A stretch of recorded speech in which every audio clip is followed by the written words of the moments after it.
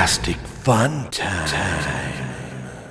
Hey gang, I'm JP and welcome to an all-new season of Egotastic FunTime. Today we're going to have a great time talking about a new series that's been 6,000 years in the making, where heaven and hell prepare for not the war to end all wars, but the war to end all things! Armageddon is nigh, and the fate of the entire universe rests on the shoulders of an angel and a demon who must work together to thwart God's ineffable plan to NF the world in the NF&A. Good Omens has finally come to the big screen, you guys. Oh, it's come to the small screen. Well, it's on a screen, and that's what matters.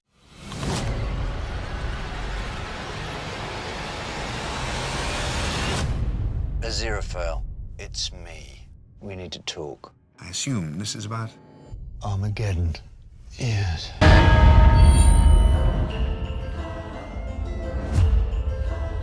Oh man, you guys, Good Omens was just released on Amazon Prime, and I do have to say, it was almost more than perfect for me. I mean, as we all know, anything in the universe is capable of being up to 104% perfect, but I'm only able to give Good Omens a 100% rating, which is still pretty good. This 6-part limited series was adapted from Neil Gaiman and Terry Pratchett's 1990 end-of-days comedic fantasy novel of the same name. Terry Gilliam has been trying to bring Good Omens to theaters for almost 30 years, but I have to say, I'm so freaking glad that he failed. I mean, I think this adaptation on Amazon is the absolute best version that could have ever been made up to this point in human history. It's 6 episodes long, but really this is basically like a 6-hour movie, which is the proper length for any adaptation of a novel in order to still do justice to the source material while not overstaying its welcome or going off into strange areas that have nothing to do with the original intent of the novel. Though plenty has been changed to update the novel for modern day sensibilities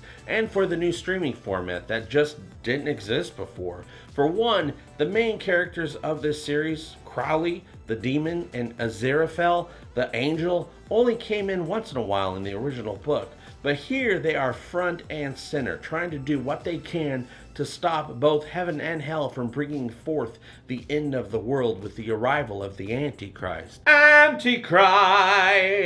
Superstar! I love that a demon and an angel who have lived on Earth since the Garden of Eden have not only developed like this friendship over the course of 6,000 years, but that they've both fallen in love with Earth and want to save it from God's wrath, which is the entire point of their creation, to bring forth God's wrath, and that the Earth can one day serve as the battleground for the sides of good and evil to have this massive fight to find out who's the best. Basically, both sides are dicks. I know I don't usually talk about much besides sci-fi on Egotastic FunTime, but I simply wanted to share Good Omens with you guys because I enjoyed it so much, and I need you to hurry up and watch it because I want to talk about Anathema because I love her. And I'm also considering this episode as the start of a new season of Egotastic FunTime with an expanded catalog of things for us to geek out about once in a while. Back to Good Omens. I'd like to say that Frances McDormand as the voice of God, or Sam Buck as Adam, or Michael McKean as Shadwell, or John Hamm as the arch douchebag Gabriel, or Brian Cox as Death, or Nick Offerman as Thaddeus Dowling turned in all these incredible performances, because they definitely did do that. They're amazing actors, but it doesn't matter because David Tennant and Michael Sheen as Crowley and Aziraphale completely stole the show for me. Their relationship as two eternal beings who are supposed to be at war with each other, but somehow, some way become best friends, looking out for each other for the last 600 centuries is simply delightful. Friends!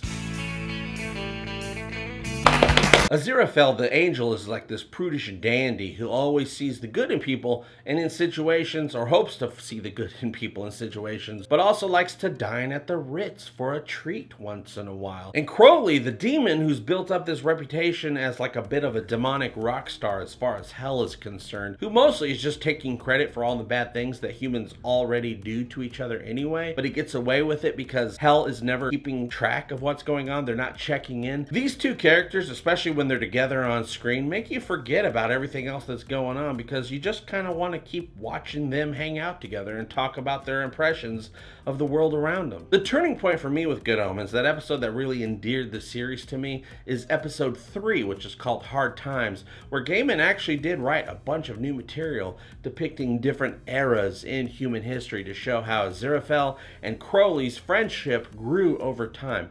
It's by far my favorite episode, and it also does something different and interesting with the established format of the show, and I'm not going to spoil that for you right now. And there's even an episode called Saturday Morning Fun Time, where the words fun and time are condensed into one word. That sounds kind of familiar to me. Even though Good Omens was written 3 decades ago, it manages to still seem very timely, because just like when it was originally released in book form, the end of the world still seems like something that's just around the corner. Everything ending and going to hell in a handbasket never goes out of style, you guys. Neil Gaiman adapted the novel himself for the series and was also the showrunner to make sure that the adaptation maintained what he and Terry Pratchett intended when they wrote the book.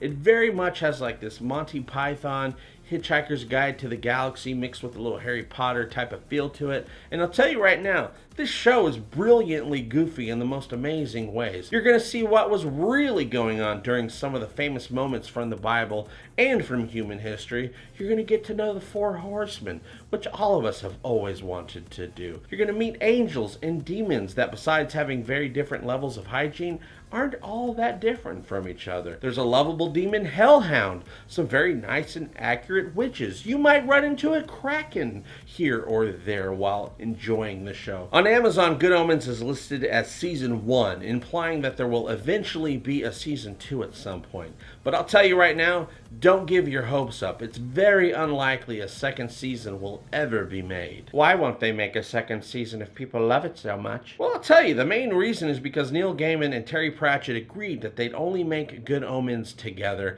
and never go solo with it. They even started working on ideas for a sequel a long time ago, but unfortunately, Terry died a few years ago, and they were never able to write that second book.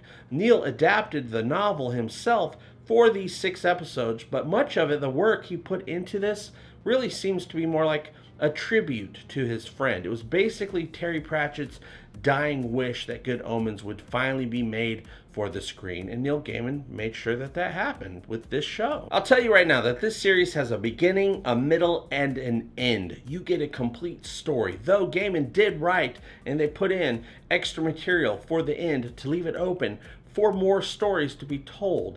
But that's mostly for the viewer's sake, so that even though this story is over, we can feel that some of these characters that we love still exist in their world and are moving forward with their adventures. But that's about it. Also, many of the ideas that Neil Gaiman and Terry Pratchett worked together on for a Good Omens sequel were incorporated into this series. Like John Hamm's character of Gabriel wasn't in the original book. He was meant to be a character in the sequel, but was written into this story because Gaiman doesn't have plans to return to Good Omens again without Pratchett. Of course, Amazon could probably write it without him and put it out. They have the right to do that, but they already have a deal to adapt other Neil Gaiman stories into different series, and it's doubtful they'd want to ruin the relationship with him. So while this is called Good Omens Season 1, the chances of a Season 2 are almost none. We've waited a long time for a film version of Good Omens to come our way, and I'm so glad it took this long, because the ability to do it right only just became available within the last few years. The effects were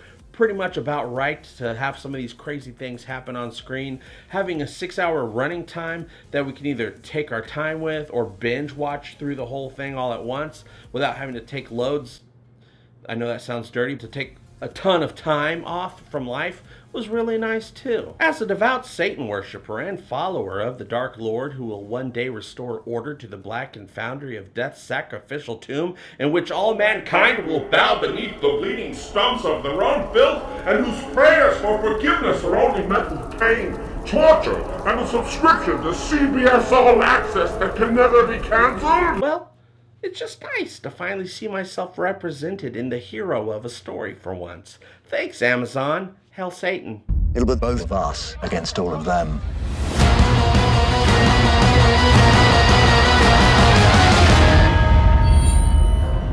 Okay, that's it. That's all I wanted to talk about today, and I talked about it. How about you? Have you started your journey through Armageddon yet with Good Omens on Amazon Prime, or are you just in times curious right now, trying to build up the courage to take that leap? You can let me know what you think by joining the conversation below. And thank you so much for liking, sharing, and supporting my stupid show. It really does mean the world to me. I'll see you very soon, and as always, I hope all your times are egotastic fun times. Love you, bye-bye! Egotastic fun time, we're gonna have a great time. Egotastic fun time, give me all your money. Give him all your money. You will find it funny. Just give me money. I love money. Give me all your money. Give me all your money. Give me all your money.